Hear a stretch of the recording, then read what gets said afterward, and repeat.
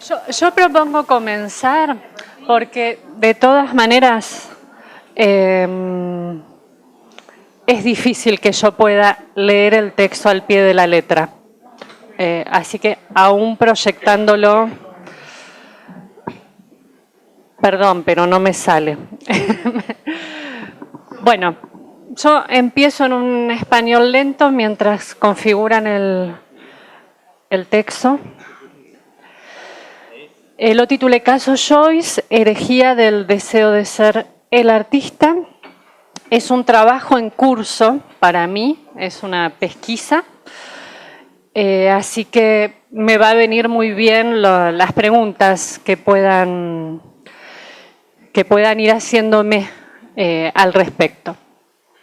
Bueno, les propongo volver al caso Joyce, pero ya no para preguntarnos si está loco o por qué no se volvió loco, sino para interrogar su posición en el deseo, entendido como condición absoluta y en sus potencialidades de enlace y desenlace.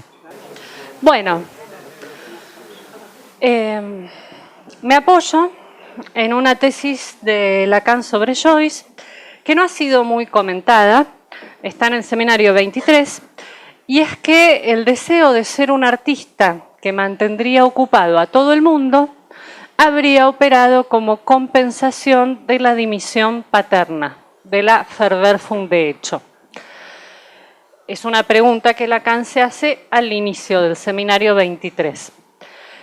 En sus argumentos iniciales, Lacan le supone a este deseo la función de anudamiento de los tres registros, soportado del saber hacer del artífice.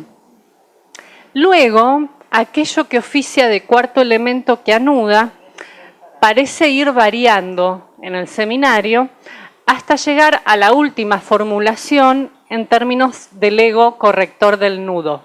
¿Sí? El escabel que constituye el Finnegan's Wake, la última obra de Joyce. Yo creo importante explorar la cuestión del deseo en la propuesta nodal de Lacan, ya que entiendo que repensar el deseo en los nudos permitiría dinamizar los nudos e hipotetizar acerca de cómo se fueron produciendo las transformaciones de los desanudamientos y los anudamientos en Joyce, sin quedar únicamente atados a la versión del ego final, ¿sí? Que es esta, ¿sí? Que Lacan parece adscribir al momento de producción del Finnegan's Wake, pero que es una obra tardía en Joyce. Esto no explica cómo pasó de simbólico real, interpenetrados, imaginario suelto, a esto. ¿Se entiende? El pasaje es lo que a mí me interroga, la transformación de esto a esto.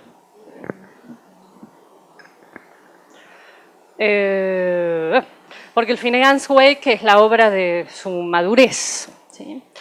Entonces la pregunta es, ¿cómo adviene ese deseo de ser un artista y cómo logra sostenerse hasta convertir a Joyce en el escritor del enigma, que mantendrá ocupados a los universitarios durante siglos? ¿Sí? Porque eso no es algo inicial.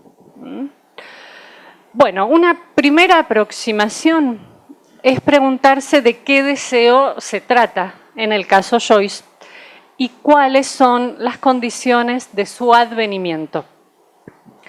El deseo, tan omnipresente en los primeros tiempos de la enseñanza de Lacan, no desaparece sobre el final. Eso es explícito en el seminario 23. Lo cito a Lacan: no creemos en el objeto, pero constatamos el deseo, y de esta constatación del deseo inducimos la causa como objetivada. ¿Sí? Fin de la cita. A renglón seguido de esto, Lacan agrega que el único soporte es el nudo y que más allá...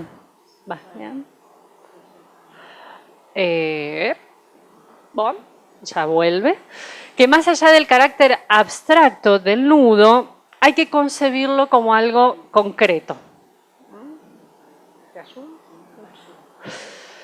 El deseo es entonces algo constatable y que se soporta del nudo. Por lo tanto, en Lacan el deseo y el objeto A son considerados como absolutos, es decir, no son relativos a una relación, sino consecuencia del hecho de que el ser humano es hablante. La castración, en tanto operación real, es introducida por la incidencia del significante en el sexo y produce al deseo como causa. Ese es un movimiento en la obra de Lacan, a diferencia de Freud, donde la castración quedaba ligada al padre. ¿Sí? Bien, en el tramo final de su enseñanza, Lacan está tan interesado en los asuntos del deseo que inventa un dispositivo, el del pase, para echar algo de luz a la emergencia de un deseo que califica de inédito, el deseo del analista. Y me pregunto, ¿es el deseo del analista el único deseo inédito? Que quizás el deseo de Joyce también sea un deseo inédito. Si bien podría parecer que las referencias escasean en los años 70 con respecto al deseo, hay que considerar que una de las aristas de la elaboración de su teoría del objeto A es la que concierne a su función como causa del deseo. ¿Sí? Entiendo entonces que defender una antinomia excluyente entre deseo y goce no es conducente. La posición de Lacan parece ir más bien en la dirección de sostener formulaciones que pueden resultar paradójicas si se las lee desde esa antinomia como deseo de goce o goce de desear, ¿sí? O incluso su afirmación bien tardía en la que reivindica el deseo como un destino pulsional, como un destino posible de la pulsión. Bueno, yo creo que en los 70 Lacan está explorando la emergencia de deseos no atados a la ley del padre. El deseo del analista, pero también el deseo de Joyce. Es decir, deseos que van más allá de la referencia fálica.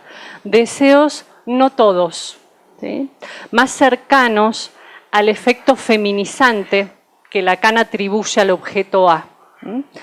Deseos no todos, deseos otros, que se despegan de las versiones freudianas del deseo, en las que la libido aparece únicamente referenciada en el falo, es masculina.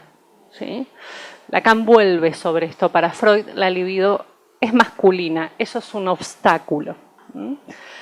En el último tramo de la enseñanza de Lacan, más bien asistimos a una concepción del deseo que ya no queda únicamente ligada a la falta, sino al agujero y al torbellino. En el cierre de las jornadas de los cárteles del 75, es decir, son las jornadas que son contemporáneas al seminario sobre Joyce, Lacan propone una concepción del deseo en el nudo ligada a una suerte de triple agujero. ¿Sí? Está trabajando en esto y plantea como este triple agujero que en el medio sostendría al objeto A, ¿sí? Y dice que es un triple agujero que se arremolina, que aspira, que traga, y señala que es en ese terreno del fiat true, ¿sí? El true agujero en francés, que se ubica el hacer del analista. Entonces, el deseo de ser un artista como cuarto elemento en Joyce permite anudar los registros e involucra una versión del deseo como triple agujero, triple torbellino, ¿sí? Que se aleja de las versiones más clásicas del deseo como deseo del otro. ¿Sí? Yo creo que ahí hay una pista en Lacan para pensar el deseo en el nudo. bueno, hay que investigarla un poco más. Y creo que por ahí, en esta idea del agujero, pero que es un agujero que arremolina, ¿sí? que tiene un movimiento, hay una forma de pensar cierta animación de los nudos. Porque a veces tengo la sensación de que el uso de los nudos puede quedar en una versión diagnóstica estática. De hecho, en Buenos Aires hay una tendencia de algunas escuelas a usar los nudos casi como un DCM de los nudos. Es muy extraño. Entonces está el nudo de la parafrenia, está el nudo de la paranoia, y me impresiona que no era esa la idea de Lacan, sino apuntar a algo más singular, ¿no? Hacer una clasificación diagnóstica de nudos. No veo qué diferencia tendría eso con el DCM, ¿no? Con una clasificación de ese tipo.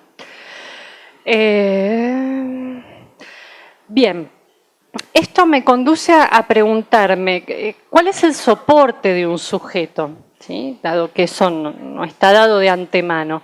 Y si los tipos de anudamiento permiten apresar o ceñir al objeto A. ¿Sí? Eso es algo que me interroga ahora. ¿No? Que para Lacan la cuestión del Borromeo es que podía ceñir el objeto A en el centro. La pregunta es, bueno, si los anudamientos otros que este ciñen o no el objeto A, o de qué forma, ¿sí? Si lo soportan o no, qué tipo de soporte aportan.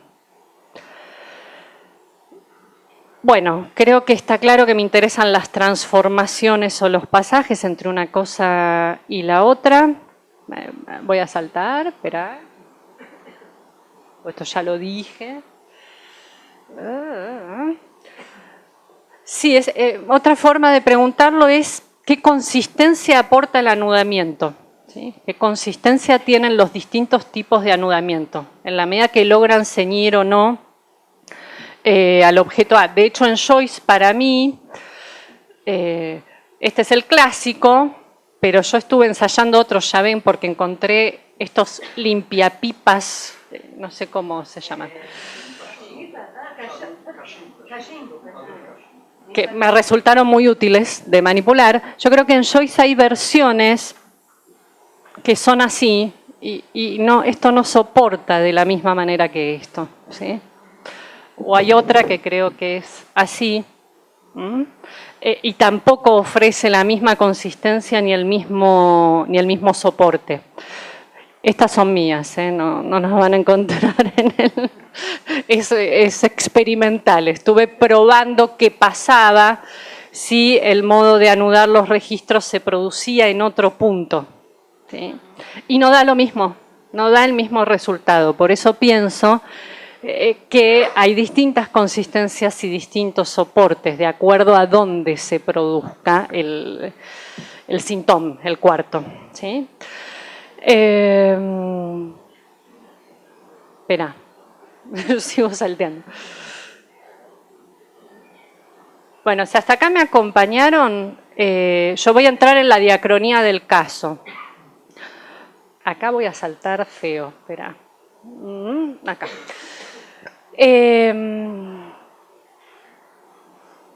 No voy a discutir una cuestión metodológica. Si a alguien le interesa, después lo charlamos. La cuestión metodológica que no voy a discutir es por qué tomar la obra autobiográfica de Joyce como ligada a sus experiencias. Es algo que Lacan salda en una frase en el seminario 23. Ustedes saben que hay un personaje en la obra de Joyce que se mantiene, que es Stephen, ¿sí? Stephen Dedalus. Y Lacan dice, Stephen es el Joyce que Joyce imagina. Stephen es Joyce en tanto que descifra su propio enigma. Él escribe eso y lo que escribe es consecuencia de lo que es, ¿sí? yo escribí otras cosas de por qué podemos servirnos de la obra autobiográfica para pensar experiencias de Joyce. Hay bastante material en eso, pero entiendo que metodológicamente eso podría ofrecer sus reparos. Pero no vamos a discutir eso ahora, salvo que a alguien le interese en demasía. Bueno, voy a tomar ahora entonces la diacronía del caso, que se puede reconstruir cruzando la obra que se considera autobiográfica, Stephen Hero, y el portrait del artista adolescente, ¿sí? No voy a entrar en Ulises, y las biografías, ¿sí? Porque Joyce tuvo de las biografías en las que participó y tuvo otras, y lo que lo decanto de ese cruce. El primer punto entonces es la constelación original. Yo creo que esto ustedes lo conocen un poco más, porque Colette Solar lo trabaja en el libro, así que un poco voy a saltear. Lacan llama a ese momento pobre air. Lo dejé en francés porque hay un juego entre el air y el ego, ¿sí? Hay una transformación entre ser un pobre tipo, un pobre diablo, no sé cómo eso se dice. ¿Cómo se dice eso en portugués? Un pobre diablo a pasar a ser un héroe, ¿sí? Stephen Hero es el nombre de la primera obra de Joyce que, bueno, no publicó, ¿sí? Pero se consigue. Es un antecedente del retrato del artista. En la constelación del origen hay varios elementos para pensar su posición. Casi que vuelvo un poco al texto, ¿no? La constelación del origen la entiendo como la disposición de deseos operantes en el momento en que nace, ¿sí? Eso tiene efectos en el cuerpo. Y luego podemos rastrear las formas de tratamiento que él tuvo de lo que aparece en la obra como un desasosiego corporal, ¿sí? En el libro de la red están las citas de Joyce donde están descritas esas experiencias. Habría como, sí, 3 momentos: esta constelación del origen, los efectos en el cuerpo de eso, y luego lo que ya aparece como intentos de anudamiento, que son varios y que no tienen el mismo alcance. Voy a decir algunas palabras de la constelación del origen y voy a saltar. Pasamos. Se las voy a reducir para no sobrecargar. Hay en la constelación del nacimiento de Joyce varias cuestiones. Está bastante comentada la cuestión de la dimisión paterna, ¿sí? Hay otro elemento importante que recurre mucho en su obra y es el hecho de que él es una suerte de hijo de reemplazo, ¿sí? Porque el primogénito de esa pareja muere, ¿sí? Y al poco tiempo ella vuelve a quedar embarazada, ¿sí? Eso es inédito en las generaciones porque el abuelo de Joyce y el padre de Joyce eran hijos únicos y llevaban el mismo nombre, ¿sí? Perdón, la idea era que llevaran el mismo nombre, James Augustine Joyce, pero cuando el abuelo de Joyce va a nombrar al padre de Joyce, así, el que inscribe se equivoca y le pone al padre de Joyce John, no James. Hay un error en la inscripción del padre, ahí se rompe esa transmisión. El padre de Joyce quería ponerle al primogénito esta combinación, James Augustine Joyce, se la pone al hijo que muere, ¿sí? Y quiere ponérsela también a nuestro James, y ahí también hay un error. Los irlandeses toman demasiado, ¿sí? Porque en los dos casos se remite a la borrachera de quien escribía, y le ponen James Augusta, no Augustine, Augusta Joyce. Por lo tanto, ahí hay algo que se rompe en la transmisión en relación al hijo único, ¿sí? Porque James Joyce ya no es hijo único, hay uno que murió antes, en relación al nombre de un hijo muerto que él porta. Y en relación, algo pasa con el padre de Joyce, porque él empieza a dilapidar la herencia, ¿sí? Empieza a vender las propiedades que tenía, ¿sí? Y no solo eso, sino que empieza a llenar la casa de hijos. La madre de Joyce estuvo embarazada 15 veces. Y el tipo no trabajaba. ¿Cómo? Claro, iba cada vez que nacía un hijo hipotecaba una propiedad, en un momento no quedó nada, entonces se iban mudando, ¿sí? El padre armaba como triquiñuelas donde se iban mudando para que no los dejaran en la calle, ¿sí? Pero además él intentaba siempre salvar el escudo familiar, ¿sí? Mientras hacían todas esas mudanzas. Y recaía sobre James la esperanza, ¿sí?, de que los salvara de la ruina, ¿sí? Eso aparece en el portrait como una suerte de mesías material, así lo llama Joyce, ¿sí? Recaía sobre él la esperanza de que por su inteligencia salvara a la familia. Eso vuelve luego también en el Ulises, ¿sí? Quedó embarazada 15 veces, pero algunos murieron. Finalmente eran, no sé, 8 hermanos, 9, no recuerdo cuántos. Con esto nos ahorramos como 2 páginas. Espera.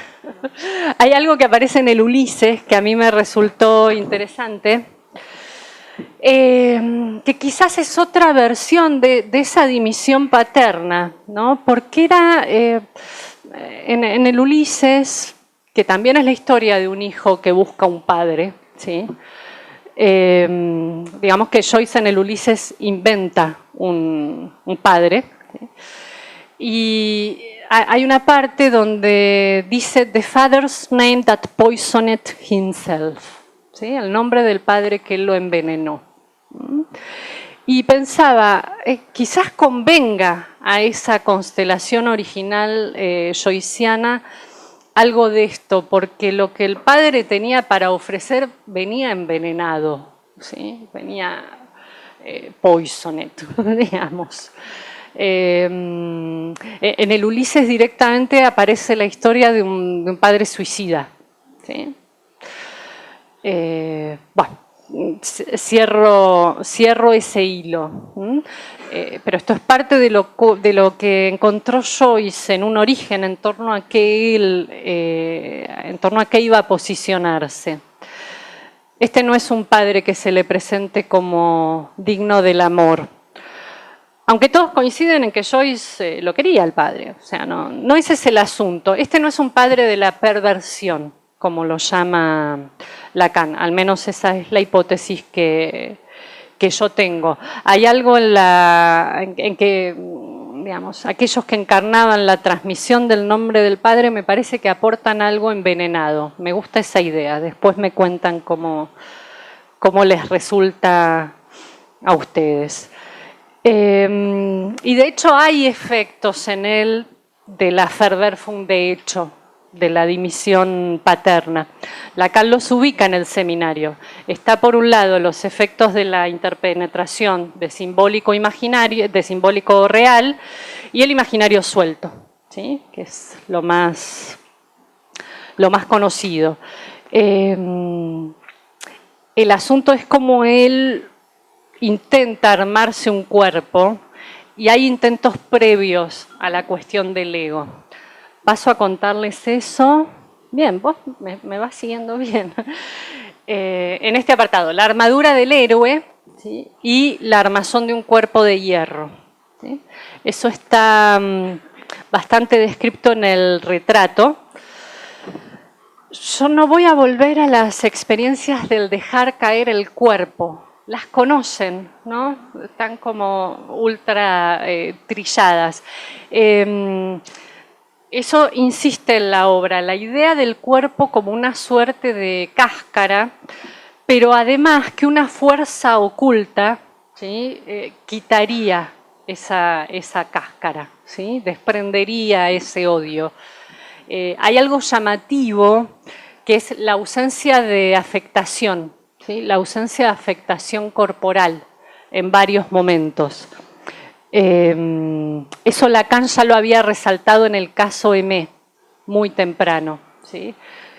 ¿Cómo es que Aimé no experimenta odio ante la intromisión de la hermana? No sé si recuerdan ese momento del caso. ¿Cómo es que eso aparece, digamos, con la actriz, pero no con la hermana, que es quien se entromete y se ocupa del hijo? Ahí a Joyce le llama la atención esa ausencia de afectación. A Joyce, a Lacan le llama la atención esa ausencia de afectación. Y Joyce en su obra habla de eso también, ¿no? De una fuerza o poder oculto que hace desaparecer la cólera y el resentimiento. Así lo dice en el momento de la raclée, de la paliza, ¿cómo es? De la zurra, ¿sí?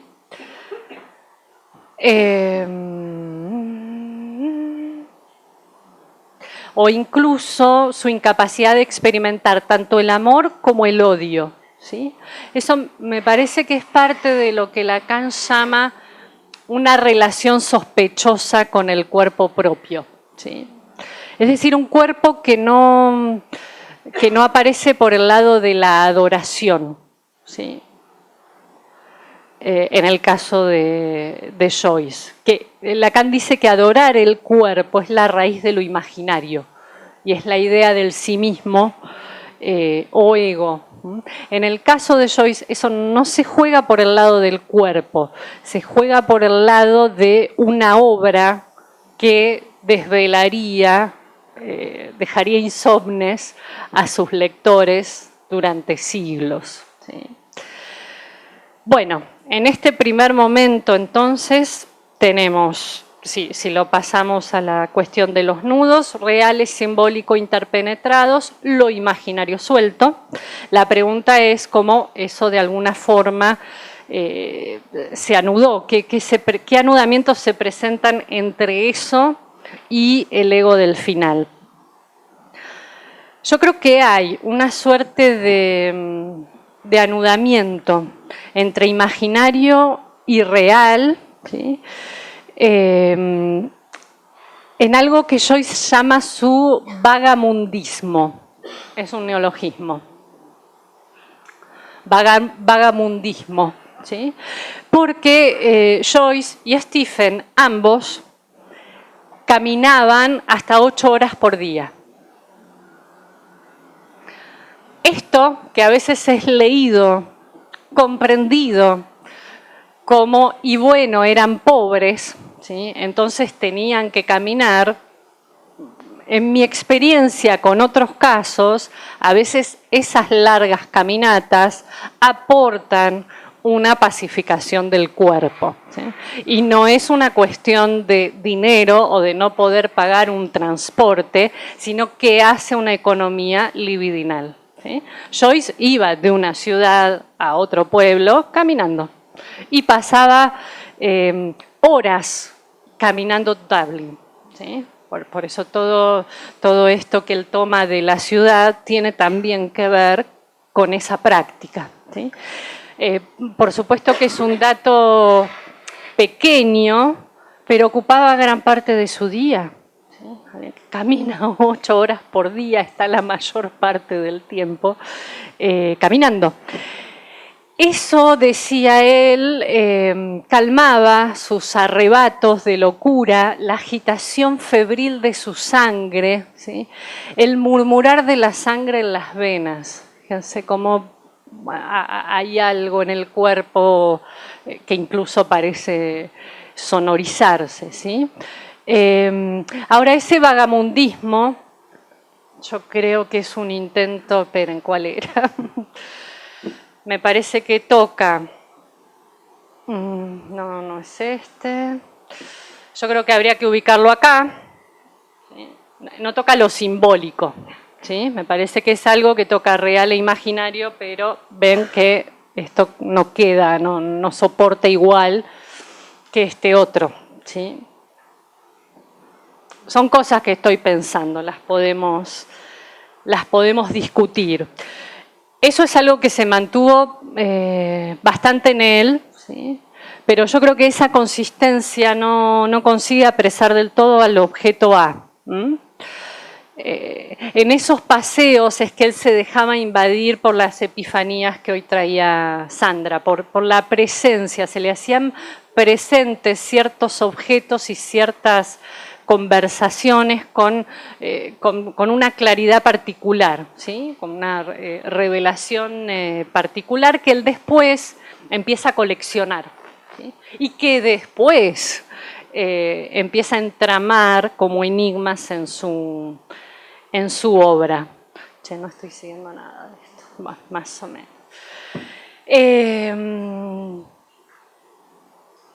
Hay otro intento que es la composición de versos, que es muy interesante porque él intentaba captar el lenguaje rítmico de una emoción. Era alguien que estaba ya desde muy chico interesado en el sonido, ¿sí? En cómo eso sonaba. Incluso describe alguna experiencia corporal penosa en el tren y cómo él empieza con el traca-traca del tren a intentar generar y componer versos, ¿sí? Eso hay que escucharlo en inglés y yo creo que hay que escucharlo leído por un irlandés. Hay un capítulo del Ulises, que es el de las sirenas, que es fabuloso, pero no tiene mucho sentido leerlo. Por suerte hay en YouTube, hay que escucharlo, ¿sí? Porque hace con la prosa música. Pero no tienes, por más que sepan inglés, el inglés de Joyce es muy difícil de captar. Hace música con las letras, es fabuloso, pero bueno, hay que escucharlo. Bien, en este vagabundismo y en esta composición de versos, él hace un intento de salvar a la familia, hace un intento de ser ese Mesías material. Acá está, vas bien.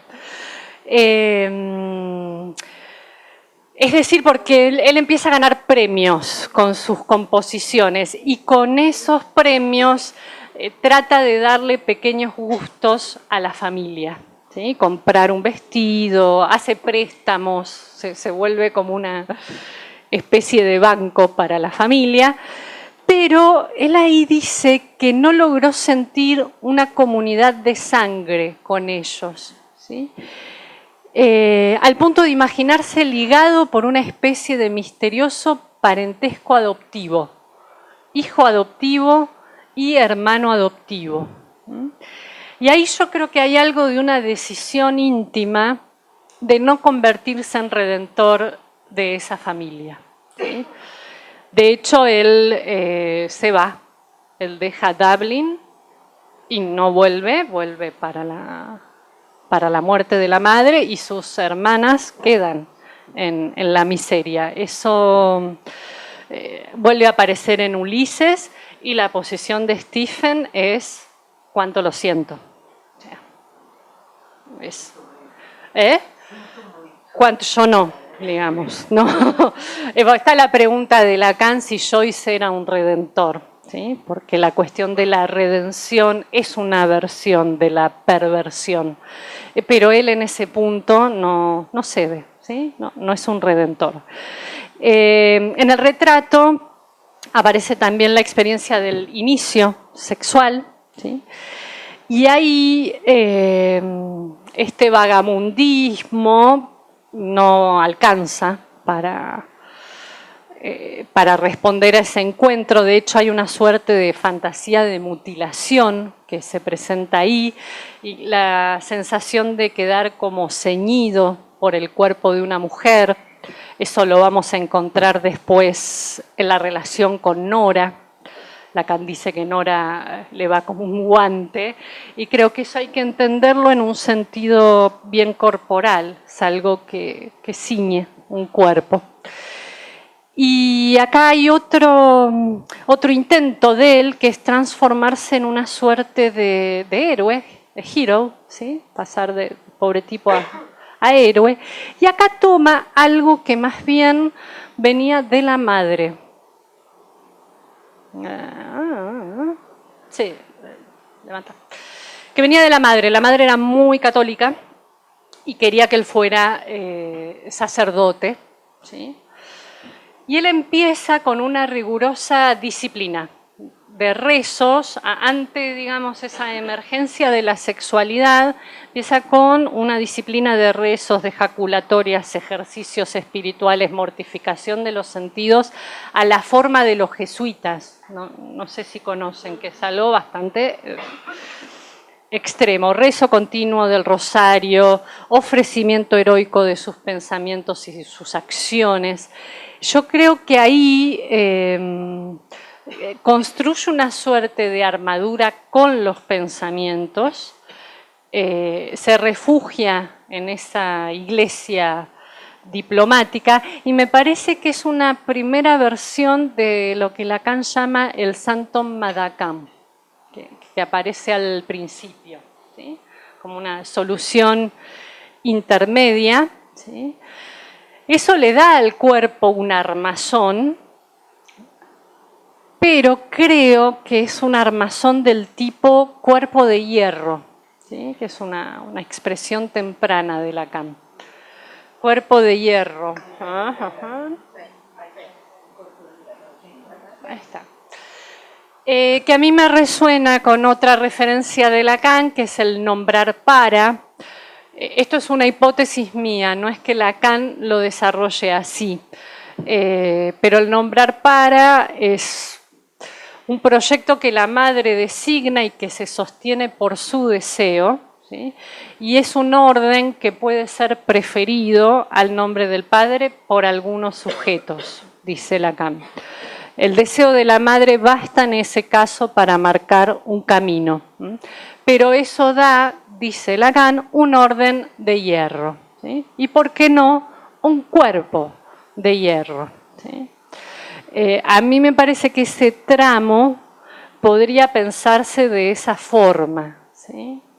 Este tramo de la disciplina religiosa, porque de hecho él era tan bueno en eso que le ofrecen ser sacerdote.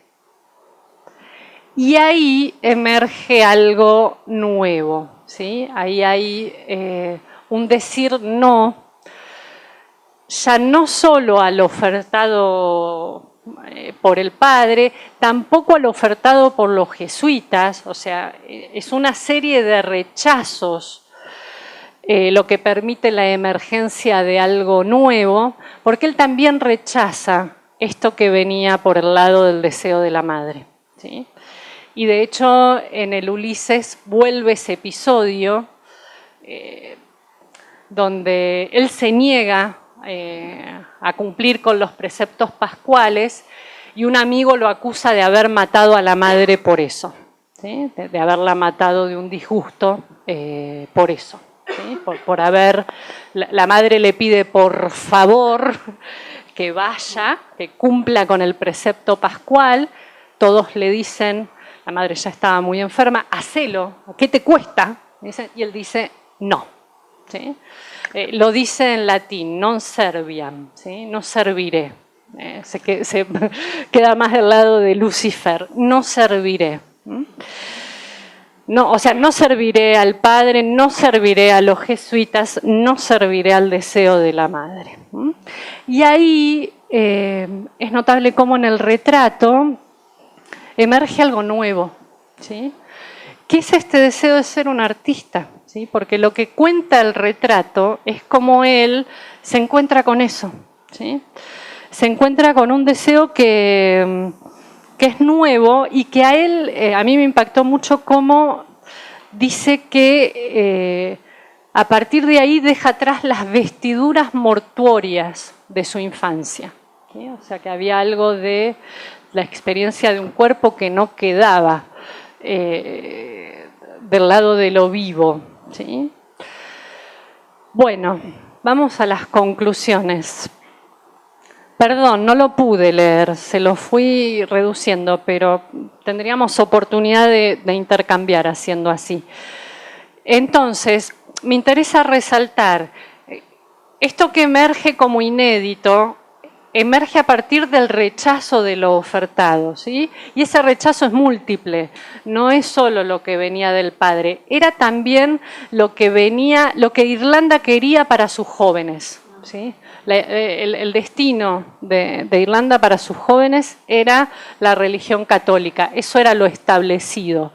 Él no sirve a eso, tampoco a lo que socialmente se esperaba de él, ni tampoco a lo que el deseo de la madre quería para él. Y ahí aparece esto inédito, que es un deseo de ser un artista, pero no cualquier artista, el artista, ¿sí? Y ya desde muy temprano, él tiene la idea de que el arte no puede ser ficción, ¿sí? Y de que el arte no puede ser entretenimiento de las masas, sino que el arte tiene que ser vida, ¿sí? Y hay una conferencia que él titula así, ¿sí? El arte es vida, por lo tanto, tiene que restituir la vida de las personas tal y como es. Eso es lo que lo vuelve el escritor más subversivo del siglo XX. Si ustedes en algún momento leen el Ulises o incluso el Retrato, es como meterse en la cabeza de alguien. Porque él no arma una historia, ¿sí? Cuenta lo que se pasa por la cabeza de alguien. Por eso se vuelve tan, quizás no para nosotros psicoanalistas, y por eso nos interesa también, como alguien que asociara libremente. Entonces, de repente está contando algo, pasó una mosca y aparece algo de la mosca que interfirió. O aparece un pensamiento de algo que ocurrió al principio del día, ¿sí? Y uno dice, ¿y esto qué tiene que ver? Él quería recuperar la vida tal y como es, ¿sí? No como debe ser en las novelas. La experiencia de tal y como es. Bueno, vamos a las conclusiones, a ver si puedo leer algo. Entonces, ¿cómo puede surgir un deseo de un rechazo tan determinado?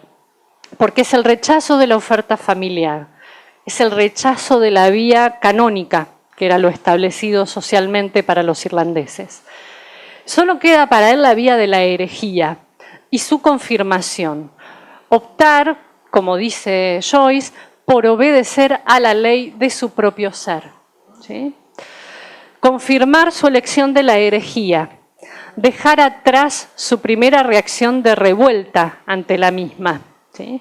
Porque él, cuando lo acusan de hereje, intenta acomodarse un poco, ¿sí? La paliza viene a cuento de que lo acusan de hereje, de que él estaba escribiendo cosas que no tenían que ser así, ¿sí? Y que estaba interesándose en poetas que no eran los poetas establecidos, ¿sí? Ahora bien, esa herejía le devuelve algo de un ser de vivo y lo pone en la pista de un deseo original que no está atado a los padres, ni al suyo ni a los padres de la iglesia, y que tampoco se sostiene en el deseo de la madre, ¿sí?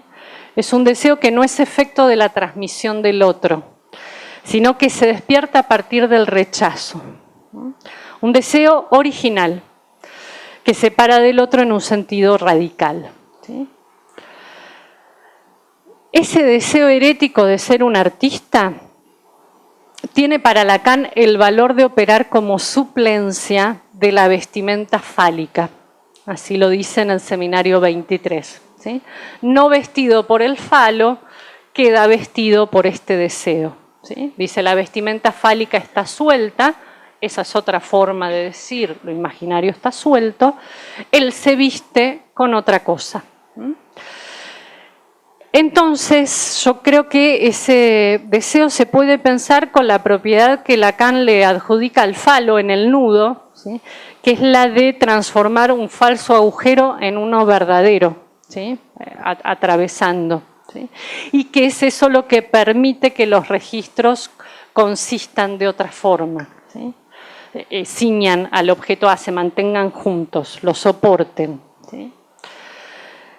Bueno, hay una cuestión con el nombre que él elige, Salteo.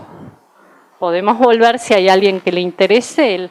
Él se construye un nombre, ¿sí? Stephen Dedalus, que es interesante también lo que eso cifra, pero bueno, todo no se puede. Entonces pasemos acá. Este deseo, con esto ya termino, este deseo que parece afirmarse en el rechazo tiene una función de anudamiento diferente a aquella que provee la ley del padre.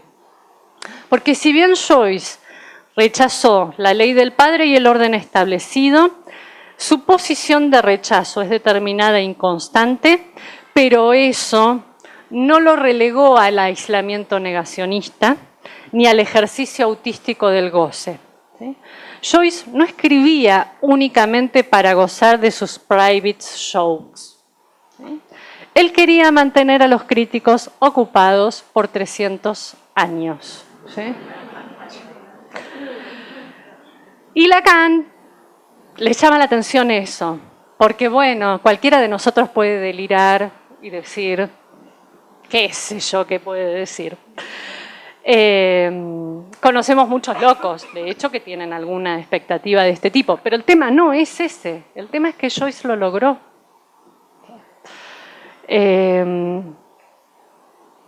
Bueno, no sé si 300, pero un siglo ya vamos. En el 22 se cumplen los 100 años de la publicación del Ulises y no parece que eso se vaya a detener, más bien va en aumento. Ustedes saben que el Bloomsday, el día en el cual transcurre el Ulises, se festeja en todo el mundo, se festeja aquí también. Y Dublín está toda marcada, o sea que hay gente que el Bloomsday hace todo el recorrido de los personajes del Ulises en la ciudad. Loco, ¿no? Y hay placas de lo que hizo Bloom ese día. Acá comió, acá compró un jabón, son cosas de la vida cotidiana de alguien. Y la gente va y compra el mismo jabón en la misma farmacia. Es curioso, o sea, Dublín vive de Joyce, de su exiliado.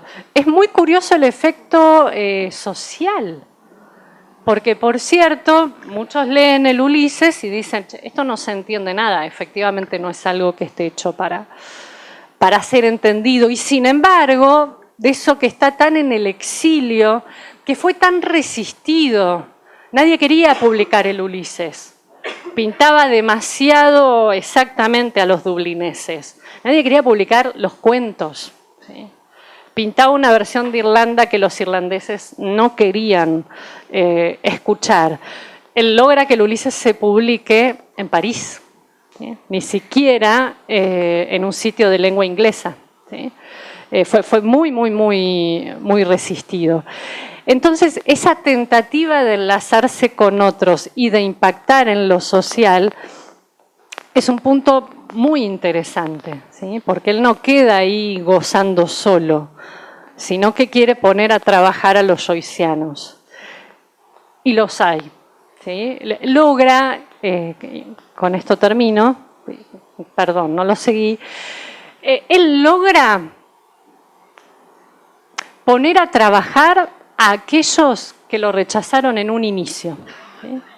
Porque el primer rechazo de su obra es en la universidad, ¿sí? Cuando él presenta su primera conferencia, El arte es vida, lo que le vuelve es mira, lo que escribís no se entiende y además tenés que escribir para el opio de los pueblos. ¿Sí? Acá la literatura es para que la gente se divierta. ¿Sí? No, nadie quiere escuchar esto. ¿Sí? Y él logra de alguna forma, el impacto que tuvo, lo tuvo sobre todo en el discurso universitario. O sea, logra un lugar ahí donde había sido inicialmente rechazado. Pero bueno, ese es otro asunto que concierne más bien los efectos sociales de estos personajes que más bien están fuera de muchos de los discursos establecidos. Yo diría que dejemos acá, se puede retomar lo que ustedes gusten y intercambiemos un poco.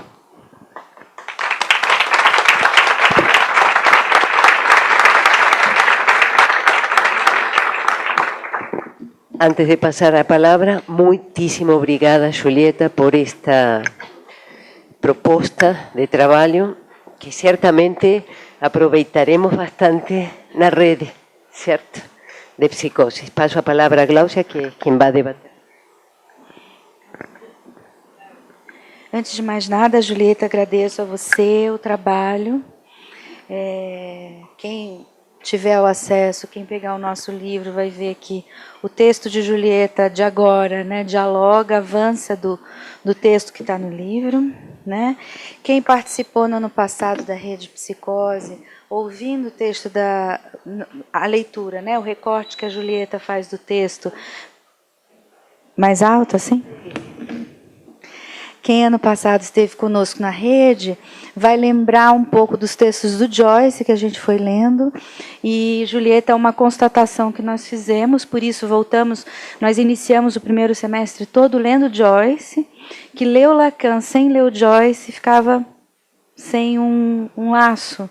Né? O Lacan, ele cita o Joyce, ele estava lendo Joyce, né? E a gente foi vendo aqui na leitura, né? Nós temos uma colega, não sei se ela está aqui, a Luísa Jatobá, que lê bem inglês e lê francês, a Bia, que lê francês. Então, a gente foi lendo os textos, trechos. Inclusive, a nossa escolha foi As Sereias, né? Exatamente porque é um texto musical, né? Todo ele sonoro. Né? Então, assim, quem estava no ano passado pôde acompanhar o que Julieta falou. Né? E é interessante, em espanhol, eu tenho a versão em espanhol, é o retrato do artista adolescente. Né? E para a gente foi o retrato do artista quando jovem. Dá para a gente pensar um pouco a questão da tradução, né? Como que a tradução entra aí. Né? Bem, antes eu vou ler, eu fiz uma pagininha para a gente ter bastante tempo de discussão, de debate. Eu fiz um pequeno recorte do seu texto para trazer algumas questões. Então, são 4 pontos rápidos. Então, agradeço a riqueza e o rigor de sua apresentação. Li o texto que você enviou para o livro que estamos lançando pela Rede de Psicose. E me parece que esse que você traz agora para a conferência é como um giro a mais do que você oferece no livro, né? Não é o mesmo que está no livro. É uma redução, tem um giro a mais. Eu acho que tem algo aqui nesse texto, do que eu li, do texto original, que tem algo, você está oferecendo alguma coisa mais interessante, que eu acho que pode dialogar uma volta a mais. Né? Ainda não tive a oportunidade de ler o livro que a Larvartos está publicando, mas eu acho que vai ser muito interessante, porque parece que eles dialogam, né, o pouco que eu tive contato, o texto do livro da rede, e esse agora, eu acho que eles se comunicam. No começo do seu texto, você afirma assim: assistimos nos últimos momentos do ensino de Lacan a uma concepção de desejo que não fica mais apenas ligada à falta, mas ao fúria e ao turbilhão.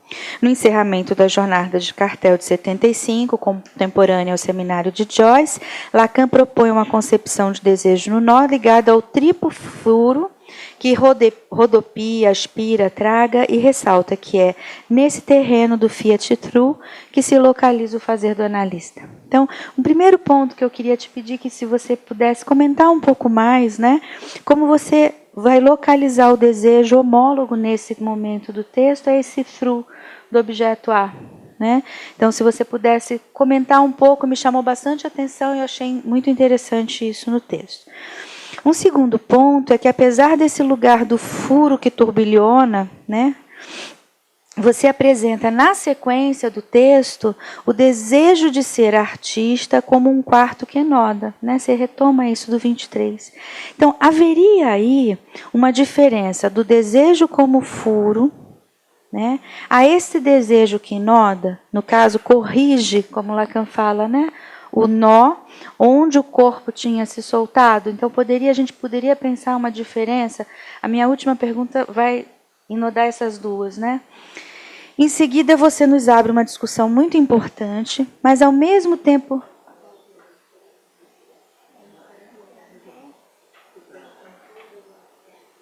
O primeiro, você coloca o desejo no lugar do furo, do objeto A. Depois você vai dizer no decorrer do texto o desejo de ser artista como um desejo que inodou. Você localiza como esse quarto que inoda a Joyce. Então, a minha pergunta nesse primeiro momento é como que a gente poderia pensar esses dois modos que você nomeia desejo. Em seguida, você nos abre a discussão, muito importante, você diz, e muito delicada, eu acho. Me perdoem, eu tive acesso ao texto, então eu estou trazendo, acho que essa agora é uma questão que não foi colocada tanto na fala, mas pode ser retornada.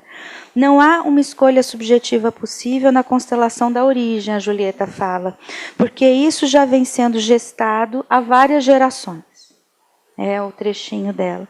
Essa transmissão a partir das gerações nos aponta que, ao mesmo tempo que a teoria dos nós traz avanços conceituais importantes, né, ao mesmo tempo resgata pontos que aos poucos foram sendo deixados de lado no decorrer da obra, né, no lacanismo. Clinicamente, o interesse pela história volta a partir disso, e me parece que é um reenodamento do que, num primeiro momento, parecia ter sido esquecido, a história do caso. Né? Depois, se vocês tiverem a oportunidade de ler o texto, né? Tem uma passagem importante do texto em que ela conta a história do Joyce como um caso. Né? Inclusive, me parece contrariar a ideia de uma clínica do real, mas reafirmar a clínica como sempre presente RSI. Né? Os três inodados de algum modo. Finalizando, então, e mais para convidar para charla, para conversa, e abrir questões, gostaria de pedir que pudesse comentar um pouquinho sobre a questão do nome que você finaliza o texto, que eu acho muito importante. Enredo, né, essa minha questão para tentar acompanhar a sua construção, inicialmente do desejo como turbilhamento do furo, na sequência como elemento do ser artista, o desejo como o desejo de ser artista, finalizando no seu texto como, aí eu cito um trechinho, esse desejo se sustenta em um dizer que reclama por ouvintes, ouvintes dispostos a ouvir aquilo que escapa ao estabelecido, ouvintes dispostos a ouvir sua diferença absoluta. Então, o que eu trago como última questão, isso que eu te falei que eu acho que tem a ver com o que eu falei antes, e me parece que é importante no seu texto, seriam essas apresentações distintas no nó, né, para pensar modos diferentes de desejo? Como Lacan pluralizou os gozos com o nó Borromeu, haveria então, a partir da sua leitura, alguma pluralização do desejo, tendo a partir daí, falamos os gozos, teríamos de dizer os desejos? Então, são as questões que eu trago, desde já agradecendo.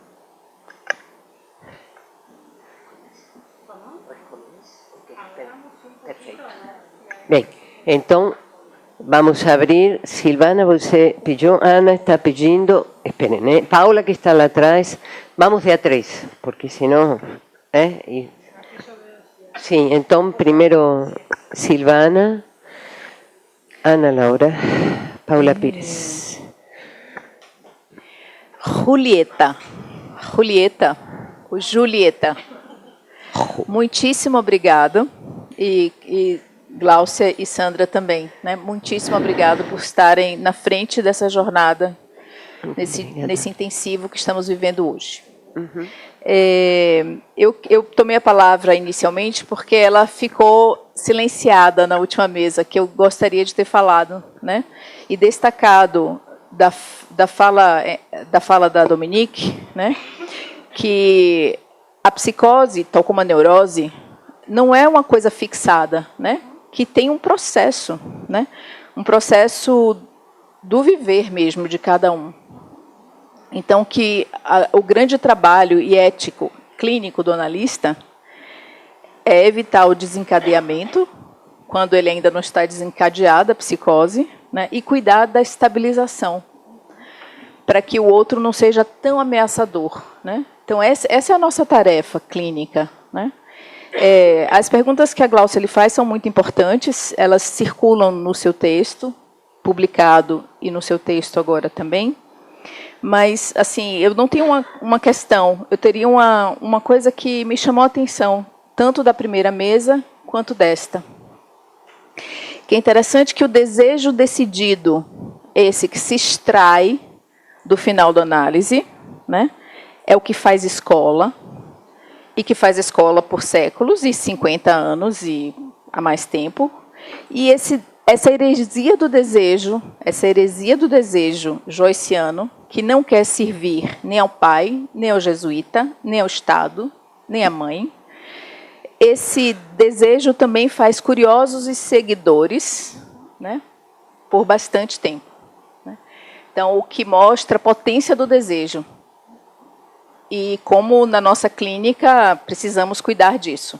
Me parece que é o que eu extraio. Gláucia, eu não vou extrair uma tulipa, na verdade é uma tulipa que se extrai, né, da sexualidade, a sexualidade do assexual, que a gente extrai em cada análise que dirigimos, né? Então, na verdade, é um comentário, não é uma questão, que eu faria da importância da primeira mesa e da importância que você traz com a sua conferência. Tá? Então, absolutamente, muito obrigada. Julieta, muitas graças. Obrigada pelo seu trabalho e pelo das colegas da rede também, aproveitando a oportunidade também para falar um pouco da mesa anterior, né? Primeiro eu queria fazer uma observação em relação, reforçando talvez essa colocação da Gláucia, a pesquisa que a gente está fazendo na rede de infância, com a Beatriz Oliveira e a Maria Cláudia Formigoni, tem a ver exatamente com a solidariedade dos nós. Uma frase do Lacan do Seminário 21 que passa um pouco desapercebida e que tem exatamente a ver com essa observação da Gláucia, o que se transmite entre gerações. Eu acho isso fundamental, realmente, de estar sendo recuperado, para que não se faça um uso transcendental da topologia borromeana, como você parece estar também sustentando, enquanto método, né? E eu queria justamente, então, voltar à questão metodológica que você passou, rápida, né? Porque eu acho que ela talvez seja essencial para esse debate, né? Algumas coisas me chamaram a atenção do que você disse. Uma delas, a questão, achei muito importante isso, quando você fala do pai envenenado. Lembrei de que fármaco é veneno e letra, né? Inclusive tem um livro do Derrida chamado A Farmácia de Platão. Derrida, que tem uma concepção de letra bastante distinta da de Lacan, inclusive um grande debate, né, entre eles ao longo de décadas. Mas essa questão do fármaco como veneno e ao mesmo tempo letra me pareceu muito interessante. Que versão do pai seria essa, né? Que de alguma forma envenena, mas possibilita algo da ordem da letra aí no Joyce, né? E por que eu estou te colocando essa hipótese que você mesma me transmitiu de alguma forma? Bom, tem pouco tempo, eu vou recuperar uma coisa que a Dominique falou na mesa anterior, a respeito das condições do discurso. das condições do discurso, né? Que não são indiferentes. A gente tem que deixar, achei assim digamos um discurso do método e da ética, assim. Acho que a Dominique deixou para a gente uma sementinha para a gente trabalhar assim nos próximos tempos, né? Porque veja, quer dizer, tanto a gente tem outros loucos, né, que durante séculos nos ocupam, né? Poderíamos assim, bom, falar de Van Gogh, de Artaud, que a Tati está pesquisando, e que tem um livro incrível do Pierre Bruno sobre Artaud, enfim, Salvador Dalí, bem, tantos outros, e que não necessariamente o que eles produziram no discurso serviu para eles, né? Quanto, talvez, por outro lado, poderíamos pensar em tantos outros que talvez tenham produzido coisas geniais a partir do desejo, né? E que o discurso, bom, o próprio Van Gogh muitos anos depois, né? Só que foi reconhecido, digamos, né? E que não necessariamente, digamos, tenha produzido um laço ou uma mudança discursiva. Quer dizer, que encontro foi esse entre o que produziu Joyce e isso que estava nascendo no século XX? Ele não estava sozinho nisso, né? Já ouvi, inclusive, quando a gente ouve os colegas da literatura falando de Joyce, a gente desmistifica um pouco isso, né? Inclusive, bom, Lewis Carroll e, enfim, uma infinidade de outros escritores e artistas que estavam aí às voltas com essa reinvenção do romance, com essa, né? Quer dizer, o que aconteceu no século XX que, de alguma maneira, né, acolheu, né? Que condições do discurso era, para usar o termo da Dominique, que acolheu essa invenção, né, joyciana. E aí eu te colocaria a seguinte questão, porque uma vez eu cheguei a conversar sobre isso com a Colette lá em Buenos Aires, quando ela apresentou essas conferências do Joyce. A gente estava lá, lembra, Sandra? Eu acho que você devia estar lá também, porque ela foi lá em Buenos Aires que ela fez essas conferências. Colette, né, em Buenos Aires. Ela mudou um pouco de posição. Lembra que a gente conversou sobre isso? No início ela dizia que o que tinha feito o laço da suplência tinha sido a publicação. E eu lembro que alguns anos antes, em São Paulo, eu tinha perguntado para ela sobre isso, mas e o uso, e o artifício, o modo como ele escreve? Né? Não, é a publicação que fez a suplência. Né? Eu acho que não é indiferente o modo como ele escreve, né? E você mesma diz disso, esse artifício, ele cria uma personagem. O Stephen é ele, mas é um artifício. E a gente sabe que o Joyce tinha uma metodologia de escrita, assim, não era absolutamente aquela escrita automática dos surrealistas, né? Muito pelo contrário, dicionários ali, horas e horas, tinha uma manipulação daquilo absolutamente calculada, para usar o termo do Lacan no Seminário 24, a manipulação da letra, né?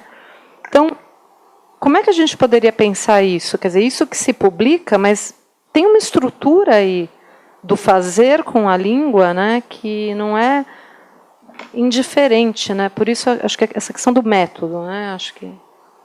Então, na verdade é uma pergunta bem pequenininha, pontual mesmo. Você estava falando da importância do. Primeiro te dizer que achei bem bacana alguma coisa mais inédita do que você está falando sobre o desejo no nó, que é uma questão que a gente sempre discutia mesmo, onde que fica o objeto, se perde ele em todos esses movimentos, todas essas transmutações. Mas... Tudo bem?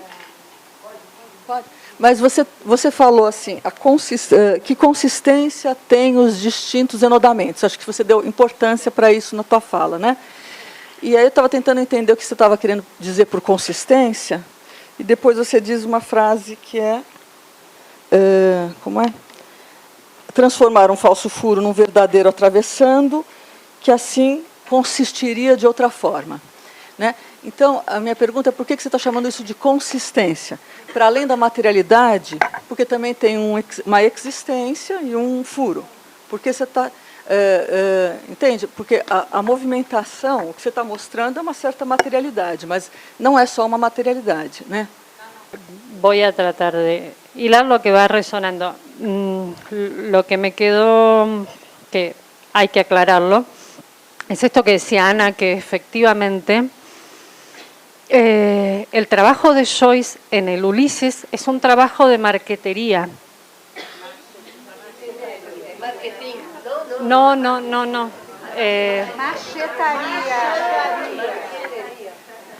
¿Saben lo que es? Es un trabajo que se hace piecita por piecita y se va ensamblando y da un conjunto. No es la escritura automática de un loco, no se imaginen para nada eso. Es un trabajo muy minucioso, pero para que se den una idea, hay un capítulo del Ulises donde todos los personajes del Ulises, él lo ubica en tiempo y lugar en Dublín, y se tomó el trabajo de medir el tiempo que llevaba ir de un lado a otro. O sea que si el personaje Bloom estaba en tal lugar en el capítulo 1 y en el capítulo 5 llegó a otro, el tiempo que pasó, Joyce lo tuvo en consideración. Y si una nube tapó el sol mientras Bloom estaba en determinado lugar, en el capítulo en el cual Stephen a esa hora está en otro lugar, la misma nube tapa el sol. Nada está librado al azar. Y lo interesante es que él tampoco quería publicar por publicar. Publicó 3 libros nada más. No era un autor de la publicación. Publicó 3 libros fundamentales.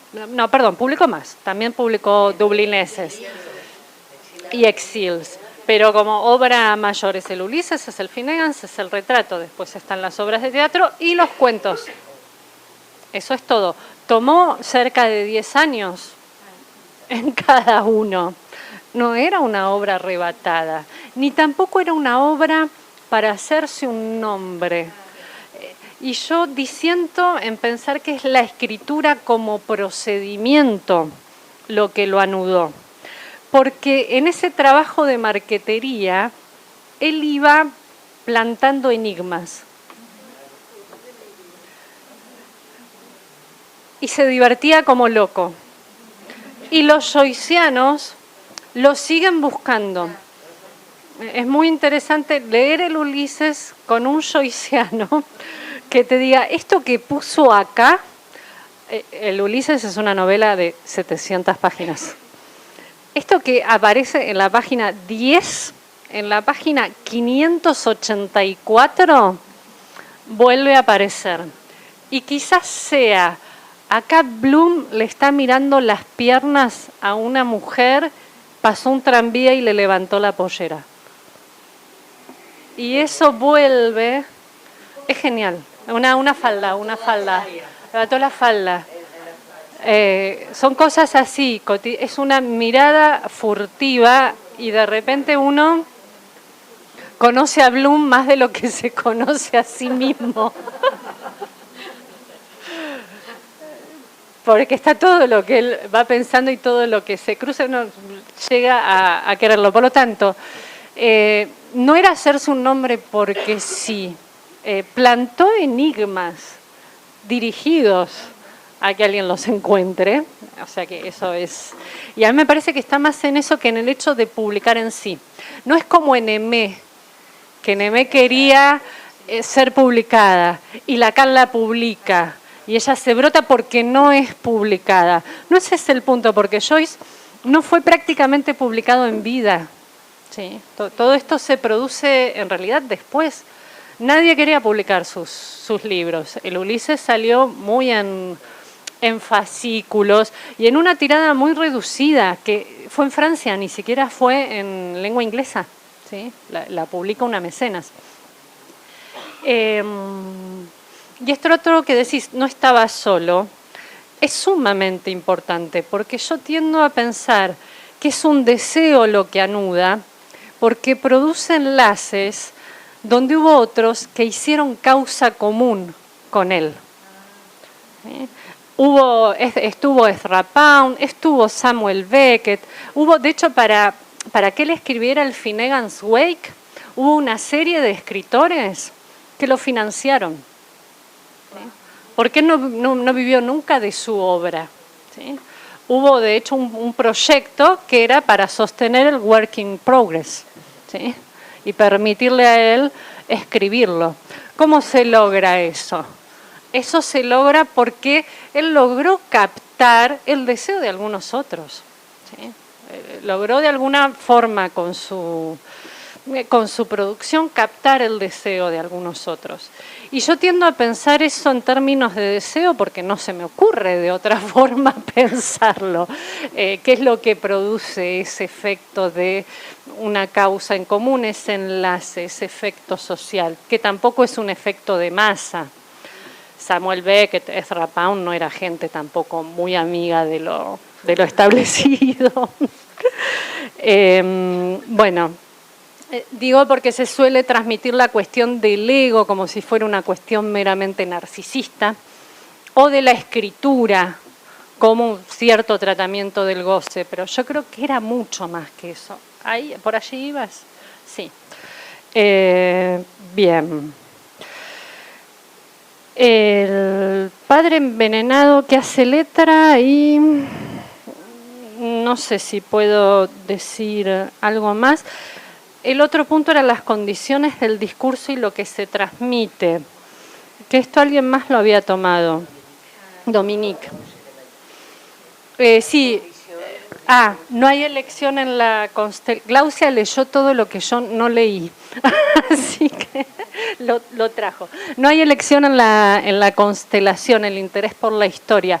Me parece fundamental clínicamente, ¿sí? Porque lo que precede ya está jugado, ¿sí? Esto que ocurrió en las generaciones anteriores.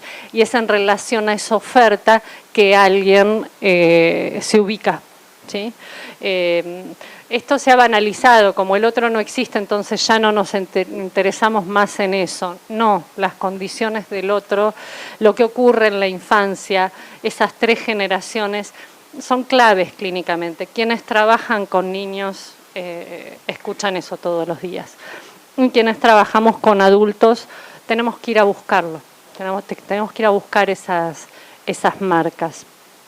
Porque con respecto al nombre, aparece esto accidental de la inscripción de los nombres en las generaciones anteriores y aparece que él inventa un nombre, que bueno, ya que lo trajo Glaucia vamos a retomarlo, donde combina algo de lo mártir con algo del artífice, ¿sí? Esteban Dédalus, la referencia es al mito de Ícaro, y eso es notable porque él solía llamarse a sí mismo Joyless. Jugaba con su apellido, como jugaba sí, su joyless, su falta, si se quiere, de alegría, al mismo tiempo que hace ese guiño con Freud, también por lo mismo. Su joyless se revierte y se insufla de algo de la vida a partir de ese nombre, que aparece medio epifánicamente en el retrato. Eso se puede leer muy bien ahí. Lo llama el llamado profético de su propio nombre de fantasía. Así aparece nombrado en el retrato.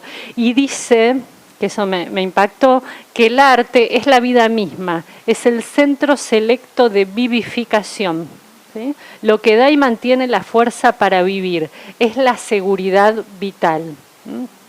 Eso se puede ubicar en el portrait cuando aparece esto de el nombre del artífice, ¿sí? La invención de ese Stephen Dedalus, ¿sí? Que sí, que yo creo que es el nombre que él se da, digamos, el nombre que él se inventa para esto inédito, ¿no? Quizás se lo pueda pensar también como un primer soporte.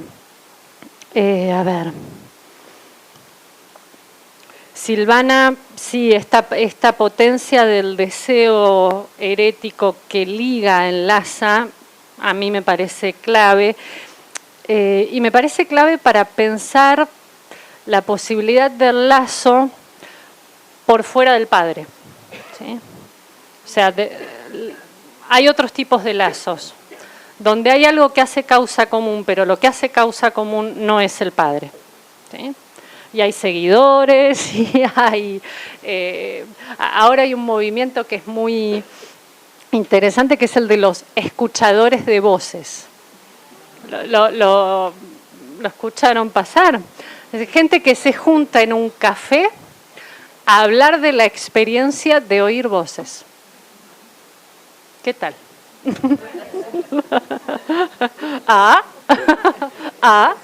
Y uno podría decir ahí, ¿qué es lo que opera como causa común? Estamos de acuerdo que eso no es el nombre del Padre, ni nada que vaya por el camino de lo establecido, es la experiencia de la alucinación, pero ya no quedan en soledad, es algo que se puede conversar con otros, ¿sí? La experiencia de... Bueno, son otras formas del lazo, son otras formas, no son las establecidas, pero ¿por qué no tomarlas en consideración? No todos van por la carretera principal. Y quiero decir, y tampoco es algo que impacte el tejido social, que la gente que escucha voces se junte a hablar de que escucha voces, ¿no? Es algo con lo cual aquellos que van por el sendero de la carretera principal pueden convivir perfectamente, ¿no? No es algo que ataque el lazo social. Hay algunas soluciones de Joyce que tampoco lo ponen en cuestión, como las caminatas, ¿no? Recuerdo una paciente que decía, no, yo necesito el turno de las 8 para llegar al hospital. Y no se entendía muy bien por qué era el turno de las 8, y ella explicó que, bueno, tardaba 1 hora en llegar al hospital. Y preguntando un poco más, ella iba al hospital caminando. Entonces la trabajadora social comprendió rápidamente y dice, pero yo te voy a tramitar la tarjeta para que tomes el colectivo y no tardes tanto en llegar al hospital. Y dijo, no, yo necesito ese tiempo y voy a seguir viniendo caminando, ¿sí? Podría eso quedar apresado por algo más establecido, o escuchar que ahí quizás hay un tratamiento del cuerpo que no tiene por qué molestar a nadie, ¿sí? Y que no tenemos por qué subirla al ómnibus, ¿sí? Obligarla a que se tome el ómnibus.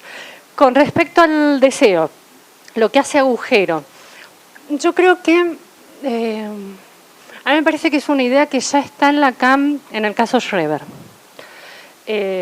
Quizás nosotros no hemos podido tomar el agujero como algo que tiene un movimiento, un torbellino, pero de hecho el esquema I tiene 2 agujeros, y esos agujeros tienen, no sé si recuerdan, unas flechas. O sea, no es meramente el agujero, es lo que en torno al agujero se construye, ¿sí? La solución, lo recuerdan al esquema I, no es un agujero meramente negativo, interesa lo que eso arremolina, lo que eso produce. Y en la topología, él trabaja mucho la cuestión de lo que es un falso agujero de un verdadero agujero, es decir, un agujero que permite que los registros se mantengan juntos. Porque hay formas en los nudos, acá hay verdaderos agujeros, pero hay nudos que cuando uno los transforma descubre que el agujero era falso. ¿Sí? Eso hay que, bueno, no me voy a poner acá a empezar. Lacan da varios ejemplos que pareciera, a ver si puedo reproducir uno. ¿Cómo? Vamos a desarmar uno, ¿no? Pareciera que están anudados, ¿sí? Pero cuando uno los manipula se sueltan. ¿Sí? Eso es un falso agujero para Lacan. A ver si lo puedo hacer, porque hay uno.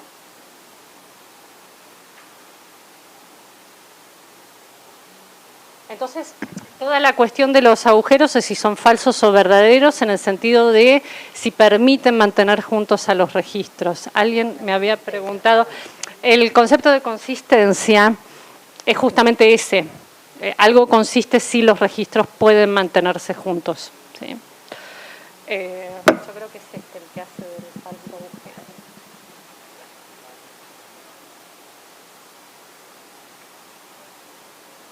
Es este, ¿no? Se los pone como así.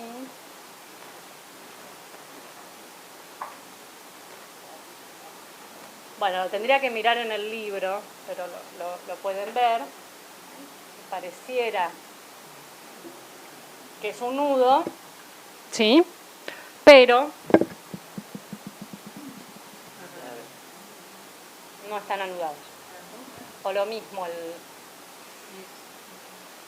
este es más fácil. El de Trevo. El de Trevo es un falso agujero.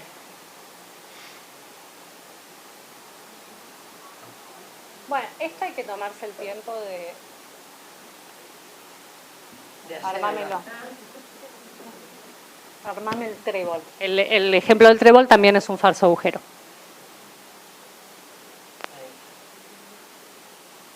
Supuestamente. Un trébol, cuando abres, pronto, ya está solo. La manera de vuelta. Desarmé el Borromeo.